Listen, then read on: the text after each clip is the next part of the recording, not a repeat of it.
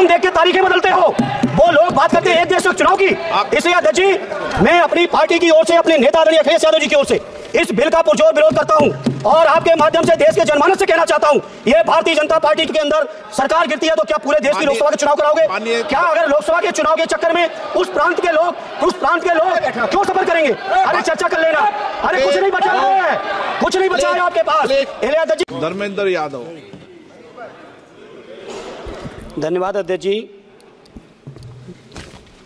मैं इस संविधान के 129वें संशोधन अधिनियम के विरोध के लिए खड़ा हूं। अध्यक्ष जी, मैं समझ नहीं पा रहा हूं, अभी 2 दिन पहले संविधान को बचाने की, संविधान की गौरवशाली परंपराएं की कस्में खाने में कोई कमी नहीं रखी। 2 ही दिन के अंदर संविधान की जो हमारी मूल भावना है, 2 ही दिन के अंदर संविधान का जो हमारा बेसिक स्ट्रक्चर है, 2 ही दिन के अंदर संविधान का जो हमारा संघीय ढांचा है, उसको खत्म करने के लिए संविधान संशोधन बिल लाए हैं। मैं मनीष तिवारी जी से सहमत हूं और अपनी पार्टी और अपने नेता आदरणीय अखिलेश यादव जी की ओर से कहना चाहता हूं, ये बिल पूरे देश के जो अलग अलग भेष, भाषाएं, संस्कृति, क्षेत्र की जो मान्यताएं हैं, जो हमारे संविधान निर्माताओं ने बहुत सोच विचार के मंथन अध्ययन करके ये संघीय ढांचा तैयार किया था, राज्यों का गठन भी किया था, संस्कृति के हिसाब से, क्षेत्र के हिसाब से, भाषा के हिसाब से, परिस्थितियों और समय के हिसाब से। मैं नहीं समझता अध्यक्ष जी, मुझे कहने में कोई संकोच नहीं, उस समय के हमारे संविधान निर्माताओं से विद्वान, बाबा साहब भीमराव अंबेडकर से ज्यादा विद्वान इस सदन में अभी कोई नहीं बैठा, मुझे कहने में संकोच नहीं है। और ये संविधान की मूल भावना को खत्म करके कैसे तानाशाही के रास्ते निकाले जाएं, इसके अलावा कोई काम ही नहीं बचा है। आखिर मनीष तिवारी जी ने कहा, कई एक विधानसभा के चुनाव अगर कोई अविश्वास आता है, अगर बहुमत नहीं मिलता है, तो क्या पूरे देश का चुनाव कराओगे? पूरे देश का चुनाव कराओगे?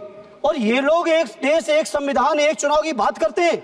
जो लोग 8 विधानसभाएं भी एक साथ नहीं करा पाते हो, मौसम देख के तारीखें बदलते हो, वो लोग बात करते हैं एक देश चुनाव की।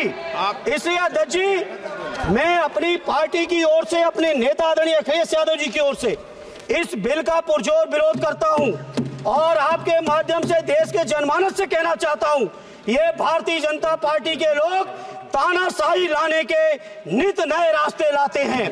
जो 8 विधानसभाओं का चुनाव एक साथ नहीं करा पाए, 4 राज्यों के चुनाव एक साथ नहीं करा पाए, वो पूरे देश की लोकसभा और सारे प्रांतों की विधानसभाएं एक साथ कराने की बात करते हैं। मैं पूछना चाहता हूं सरकार से, अगर एक प्रांत के अंदर सरकार गिरती है तो क्या पूरे देश की लोकसभा के चुनाव कराओगे? क्या अगर लोकसभा के चुनाव के चक्कर में उस प्रांत के लोग क्यों सफर करेंगे? अरे चर्चा कर लेना। अरे कुछ नहीं बचा है, कुछ नहीं बचा है आपके पास। अध्यक्ष जी, सदन को थोड़ा सा सिस्टम में लाएं। अध्यक्ष जी, आपसे अनुरोध है, आपके माध्यम से सरकार से अनुरोध है, जनता ने बड़ी उम्मीदों के साथ हम सबको भेजा है और हम सब लोगों की जिम्मेदारी है, ये संविधान विरोधी, संघीय ढांचे विरोधी, बेसिक स्ट्रक्चर विरोधी कई केसों की चर्चा की मनीष तिवारी जी ने, मैं उनके साथ जोड़ते हुए माननीय सर्वोच्च न्यायालय की भावनाओं के विरोधी, गरीब विरोधी, दलित विरोधी, पिछड़ा विरोधी, मुसलमान विरोधी, इस नीयत को वापस लो।